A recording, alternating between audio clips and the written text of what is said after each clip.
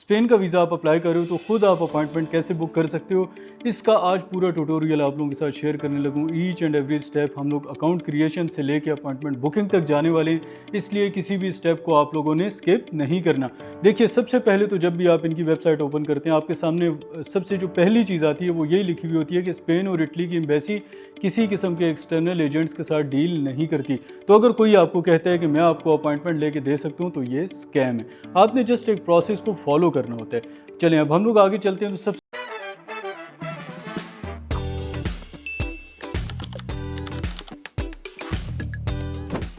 Google पे लिखना होता है कि कैसे आप लोग अपनी अपॉइंटमेंट बुक करेंगे, तो आपने लिखना है कि स्पेन एम्बेसी अपॉइंटमेंट पाकिस्तान। बस अगर आप इतना भी लिख देंगे ना, मैं ज़्यादा टेक्निकल इसलिए नहीं हो रहा ताकि आप लोगों के लिए ईजी हो। तो आपके सामने ये वेबसाइट ओपन होगी। तो फर्स्ट ऑफ ऑल फीफा जीता है स्पेन, जिसकी वजह से अभी वो लोग इसको सेलिब्रेट कर रहे हैं। जितनी भी उनकी वेबसाइट्स हैं उसके ऊपर आपको सबसे पहले ये पॉपअप ज़रूर नज़र आएगा। सो हम उनको इस चीज़ पे कॉन्ग्रेचुलेट करते हैं। अब हम लोग आगे चलते हैं। तो आप लोगों के सामने देखिए, सबसे पहले ये वार्निंग आती है। एक वो लोग बताते हैं कि उनके एड्रेसेस कहाँ पे हैं, दूसरा वो हमेशा ये चीज़ लिखते हैं वहाँ पे कि external agents are not the part of any type of appointment process. तो इसलिए आप लोग अपनी अपॉइंटमेंट खुद बुक करें। अब जब आप इसको पढ़ लेते हो तो सबसे पहले आपने जाना होता है अपने अपॉइंटमेंट बुकिंग पे। आपने क्लिक किया, आपके सामने एक ऐसा जो है वो पेज ओपन होगा जिसमें आपने अपनी ईमेल पुट करनी है। अगर तो आपने ऑलरेडी अकाउंट बना रखे, अगर आपने नहीं बनाया हुआ तो सिंपली आपने क्रिएट अकाउंट करना है। तो आपके सामने एक फॉर्म आ जाएगा। अब इस फॉर्म में आपने अपनी सारी इन्फॉर्मेशन एक्यूरेट लिखनी है, जिसमें आपका फर्स्ट नेम है, लास्ट नेम है, पासपोर्ट नंबर है, पासपोर्ट की एक्सपायरी है, इशू है, ईच एंड एवरीथिंग, आपका ईमेल है, आपका मोबाइल नंबर है। ये सब चीज़ें आपने इसमें पुट करनी है और पुट करते हुए आपने अपने डॉक्यूमेंट्स के साथ इन सब चीज़ों को क्रॉस वेरीफाई करने, क्योंकि ये वो डिटेल्स हैं जो आपकी बेसिक आइडेंटिटी डिटेल्स हैं और इन्होंने आपकी एप्लीकेशन के साथ आगे जाने। इसमें अगर किसी किस्म की भी आपसे कोई गलती हो जाती है तो अपॉइंटमेंट बुकिंग पे काउंसलर आपके डॉक्यूमेंट्स को चेक करके आपको रिजेक्ट कर देगा। आपकी इवन अपॉइंटमेंट उस स्टेज तक पहुंचेगी भी नहीं कि वीज़ा रिजेक्ट हो या अप्रूव हो, बल्कि वो इस स्टेज पे ही उसको एंड कर देंगे कि आपने जो इन्फॉर्मेशन अपनी जो आपने डिटेल्स प्रोवाइड की थी वो एक्यूरेट नहीं थी। इस वजह से आपने अपने तमाम डॉक्यूमेंट्स देखने, डॉक्यूमेंट्स को देखने के बाद आपने यहाँ पर सारी इन्फॉर्मेशन फिल करनी है। फिल करने के बाद आपने इस पर वेरीफाई का जो बटन होता है इसको क्लिक करना है। जब आप इसको वेरीफाई का बटन क्लिक करोगे तो साथ आपके पास एक ऑप्शन आएगी कि आप OTP रिसीव करें अपनी ईमेल पे, जो ईमेल आपने यहाँ पे एंटर किया होगा। इसलिए आप लोगों ने कोशिश करनी है कि आपका वो वाला ईमेल यहाँ पे हो जो उस टाइम पे आप लोगों के पास लॉगिन है। कहीं ऐसा ना हो कि आपके पास ईमेल लॉगिन ना हो और आप वो ईमेल यहाँ पे पुट कर दो और उसके बाद फिर आपको मसलों का सामना करना पड़े, यानी दोबारा आप जाके उसको लॉगिन करो, फिर आप दोबारा OTP मंगवाओ। तो इट्स बेटर कि आप पहली दफ़ा वही इन्फॉर्मेशन पुट करो जो आपके पास एट अ टाइम अवेलेबल है। सो जैसे ही आपके ईमेल पे OTP रिसीव होगा, आपने वो OTP ला के यहाँ पर पेस्ट कर देना है। जो ही आप इसको पेस्ट करोगे तो अब आपकी एप्लीकेशन नेक्स्ट स्टेप पे जाएगी, यानी आपका एक पोर्टल क्रिएट हो जाएगा। वो पोर्टल जैसे ही आपका क्रिएट होता है, then you are free to for the form, यानी फिर वहाँ पे आपका असल स्टेप आता है। आपने फॉर्म फिलिंग करनी होती है जिसमें आपने वो तमाम डिटेल्स प्रोवाइड करनी होती हैं जिनके ऊपर आप स्पेन मूव करना चाह रहे हो। यानी देखो, बेसिक डिटेल्स तो आपकी पहले हो गई, इसके बाद आपने फैमिली डिटेल्स देनी है, आपका पर्पस ऑफ विजिट क्या है, इंटेंडेड डेट्स क्या हैं, यानी आप किस डेट से किस डेट तक वहाँ पर जाना चाहते हो, वहाँ पर रुकना चाहते हो, वहाँ पर आपने कहाँ पर रुकना है, आपके पास कितने प्रूफ ऑफ फंड्स हैं, आपकी ये तमाम जो डिटेल्स होंगी ये वहाँ पर पुट होंगी। और ये फॉर्म काफ़ी लेंथी होता है। इस फॉर्म को भी फिल करते हुए आपने इस चीज़ का बहुत ज़्यादा ध्यान रखना है कि जो भी आप इनको इन्फॉर्मेशन प्रोवाइड कर रहे हो वो सारी एक्यूरेट है। ऐसा ना हो कि जिस तरह से ज़्यादातर कंसल्टेंट करते हैं कि वो गूगल से कहीं से भी एड्रेस वगैरह उठा के या होटल बुकिंग जो है वो डाल देते होते हैं वहाँ पे कि भाई हम यहाँ पे जा रहे हैं, और बाद में पता चलता है जिस टाइम पे आप काउंसलर इंटरव्यू में बैठते हो तो आपको वहाँ जाके पता चलता है कि आपका वीज़ा इस वजह से रिजेक्ट हो गया क्योंकि आपने प्रॉपर इन्फॉर्मेशन प्रोवाइड नहीं की। यहाँ पर आप लोगों को एक बड़ा बेसिक सा लॉ बताता हूँ। कभी भी एम्बेसीज जो होती हैं वो बिल्कुल परफेक्ट रीज़न आपको नहीं बताती, क्योंकि देखो आपको भी ये पता होता है, एम्बेसीज को भी पता होता है कि किस वजह से आपका वीज़ा रिजेक्ट हुआ है। या अगर आपको नहीं पता होता तो आपके कंसल्टेंट को ये चीज़ पता होती है कि आपका वीज़ा किस वजह से रिजेक्ट हुआ है। इसलिए वो उसका प्रॉपर वो जस्ट इतना लिख देंगे कि आपने जो डॉक्यूमेंट्स हैं, जो डिटेल प्रोवाइड की है वो एक्यूरेट ना होने की वजह से हमने आपका वीज़ा रिजेक्ट कर दिया। तो इस वजह से ये जो फॉर्म फिलिंग वाला स्टेज होता है ये आपका मेन स्टेज होता है। यही वो स्टेज होता है जिसने इस चीज़ को डिसाइड करना होता है कि आपका वीज़ा अप्रूव होगा या वो रिजेक्ट हो जाएगा। इसलिए जब भी आपने फॉर्म को फिल करना है, ईच एंड एवरीथिंग ट्रूथफुल रहना है। आपकी एम्प्लॉयमेंट डिटेल्स इसमें जाएंगी, आपकी एजुकेशनल डिटेल्स जाएंगी, आपकी फैमिली डिटेल्स जाएंगी, आपके प्रूफ ऑफ फंड्स जाएंगे।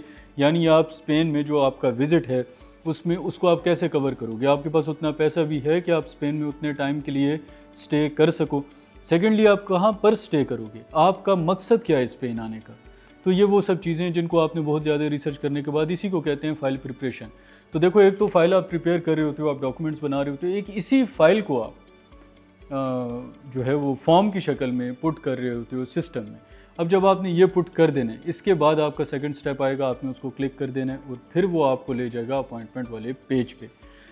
अच्छा, यहाँ पे आप लोगों को बताता चलूँ, यहाँ पे कहा जाता है कि भाई अपॉइंटमेंट्स नहीं मिलती हैं, अपॉइंटमेंट लेना बहुत ज़्यादा मुश्किल है। यार, ये सब बातें अपनी जगह, मैं आप लोगों को वेरी ट्रूथफुल होकर बता रहा हूँ कि जब आप खुद अप्लाई करते हैं तो इसका तरीका क्या होता है। देखो, एजेंट भी अपॉइंटमेंट लेता कैसे है, जब आपका एक दफ़ा अकाउंट क्रिएशन हो गई, आपका जो आपने अपॉइंटमेंट है वो बुक कर लिए, अब आप रोज़ के हिसाब से ये चीज़ चेक करते हो कि कोई स्लॉट जो कि अर्ली का अवेलेबल हो।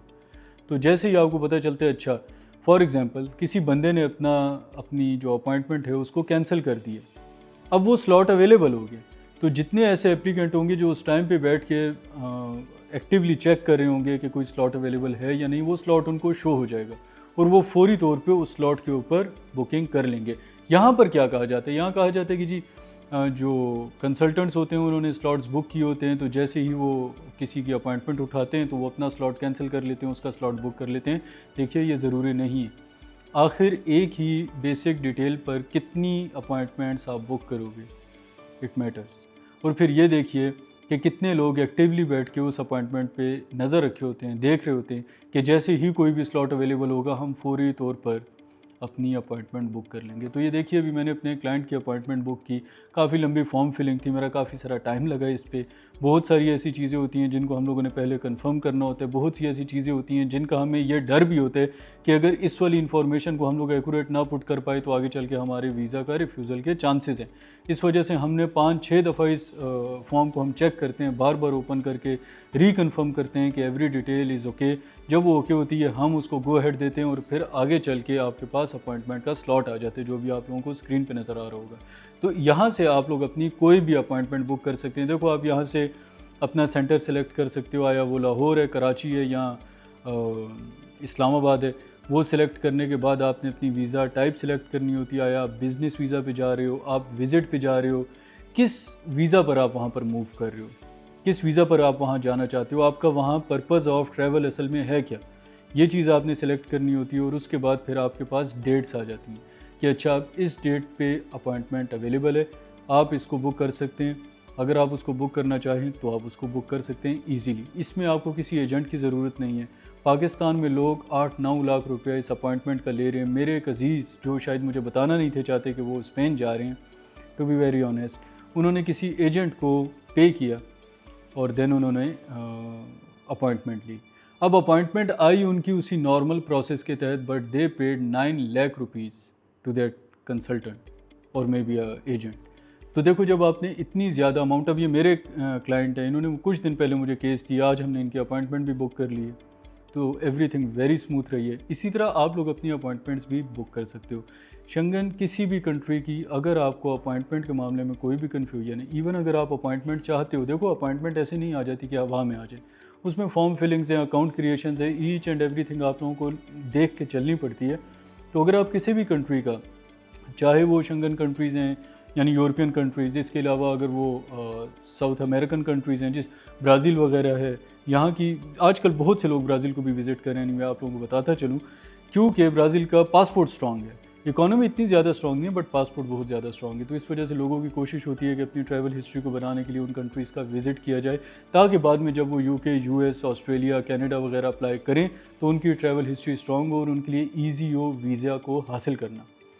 तो इस वजह से अगर आप किसी भी कंट्री जाना चाह रहे हैं, आपको कन्फ्यूजन है, आप मेरे साथ ऑनलाइन सेशन बुक कर सकते हैं। मेरा व्हाट्सएप नंबर स्क्रीन पे चल रहा है, आप लोग मुझे कांटेक्ट कर सकते हैं, हम आपकी अपॉइंटमेंट बुक कर सकते हैं। देखिए, मैं ये नहीं कहता कि मैं अपॉइंटमेंट को कंट्रोल करता हूँ, हाँ, लेकिन मैं ये ज़रूर कहता हूँ कि मेरे पास उसका प्रॉपर नॉलेज होता है कि हाउ एंड व्हेन हमने बुक करना है अपॉइंटमेंट को।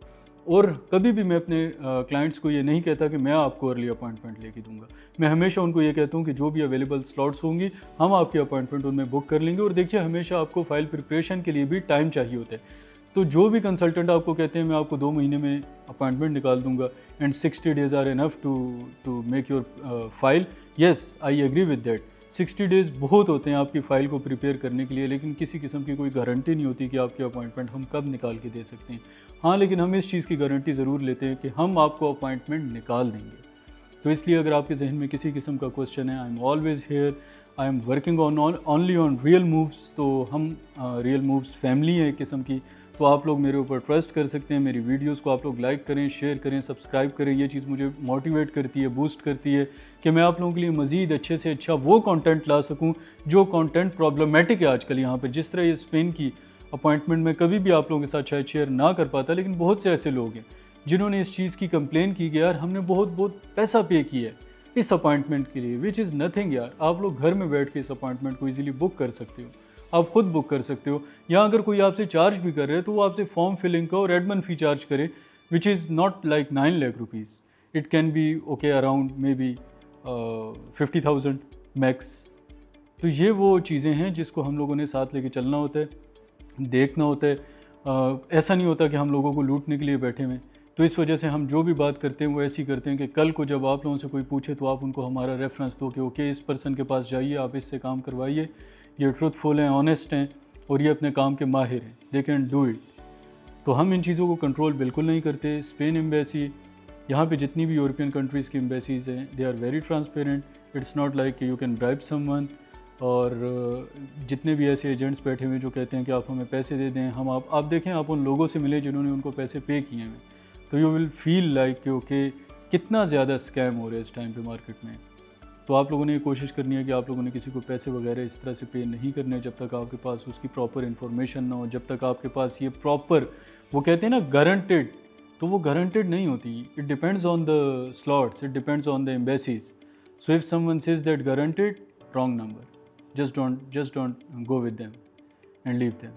एंड प्लीज़ मेरे चैनल को सब्सक्राइब कीजिएगा ताकि मैं मज़ीद अच्छा कंटेंट आप लोगों के लिए ला सकूं। और आप लोग मुझे सजेस्ट किया करें कि अब मैं किस नए टॉपिक पे वीडियो बनाऊं ताकि मैं आप लोगों की हेल्प कर सकूं। I am here to help everyone. Thank you.